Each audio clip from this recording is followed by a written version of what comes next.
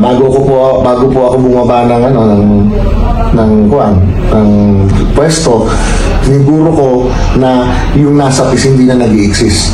Para iisa lang, buong buo ang ACRO. 1 AKP. Bago po ako lumalis. Bilang Bicolano ako sarong Oragon, tapos naging ACRO mas pina-Oragon. Taong paghihintay sinanay ang sarili, di lahat sa'yo ay tunay, meron ding makasarili. Oo, parehas tayong tao, pero hindi ibig sabihin magkatulad tayo. Ito, para maliwanagan ng lahat, tatanungin ko na si Brad Jojo del Rosario, kung nasa CBL natin ang NCR. Wala po sa CBL natin ang NCR. Bakit mo hindi ba, naalala ko, ikaw ang nag-suggest sa akin yung bakit mo nasabi sa akin na kailangan natin itong NCR noong time na sabi mo sa akin para mag-disseminate yung info drive. Opo. Actually po, ang NCR is dati kasi walang council yan. Ang council ng NCR is puro mga yung Quezon City, Manila, lahat po ng mga city, Makati, lahat po ng city dyan sa within NCR is may council. Pero wala po siyang NCR as a whole. Ang po doon is, di ba po ako sa inyo, nagpaalam ako sa inyo na bubuin ko yung NCR as ka-level ng regional council. Kasi po, ang NCR is a region in scope. Regional council, pero wala po siyang provincial council. Diretso po siya sa mga Ang purpose po noon is, napakalaki kasi ng NCR. Ang ating BGS for Luzon is hindi naman po siya makakaikot within NCR lang para mag-conduct ng information drive. Tulong po yun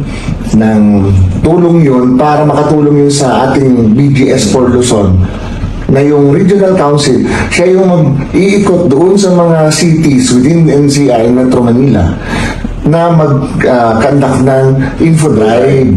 Info drive tungkol sa ating kapatiran, tungkol sa kung ano man ang dapat malaman nila sa baba. Kaya po natin create yung NCR Council. Pero as far as CBL is concerned, wala po yun na nakalagay na specific NCR, talaga hindi po. Binuo lang po natin yun ka-level ng regional council siya. At maging katuwang ng ating BGS for Luzon. At ano naman itong info drive? Ito bang info drive? Para tulungan ng BGS, am I right? Opo. Ito bang info drive na ito para magkaroon ng hatian sa ating kapatiran? Hindi po. Info drive kasi po, nung naalala nyo,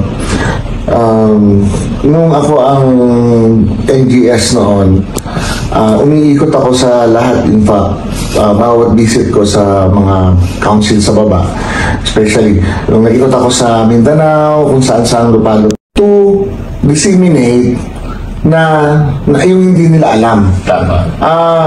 Kinakanta ko po yun kasi hindi nila alam kung sino yung mga founders. Pinipresent ko sa kanila. Ito yung founders natin na mga nagtatag ng AKP kasi wala naman po talaga silang alam, sa totoo lang.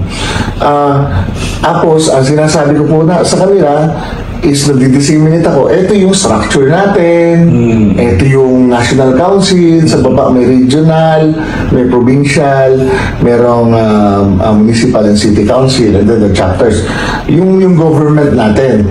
Para po magkaroon sila ng idea na, okay, kung tayo, ino-organize tayo kasi bagong organize lang tayo ng mga council na yan. Nagkaroon lang tayo ng national in scope para maayos natin at maintindihan nila sa baba kung bakit tayo dapat magkaroon ng mga council. Yun po yung ano, yun yung kinakandak natin na info drive para malaman nila sa baba. Siyempre, hindi naman po lahat is alam kung ano nangyayari sa taas. Kaya tayo bumababa para magkanda ka ng info drive para sa kanila. Malaman po nila yun. Ang info drive is to unite, Opo. not to divide. Yes, siyempre. Wala naman po tayo, hindi naman po tayo pwede magkandak ng info drive para maghati-hati tayo. Oo, tama. Unity nga po lagi eh. Tama. Hindi naman po siguro ako hindi ko naman ako nag-disseminate, hindi naman ako nag-advocate ng pagkakahati-hati. Tama. In fact, bago ako umalis as NGS, yung iniwan ko is buong-buo ang ACRO. Oo.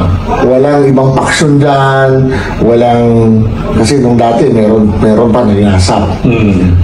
Bago po ako bumaba ng pwesto, siniguro ko na yung nasap is hindi na nag-i-exist. Para iisa lang, buong-buo ang ACRO. 1 AKP. Tama. Bago po ako lumalis.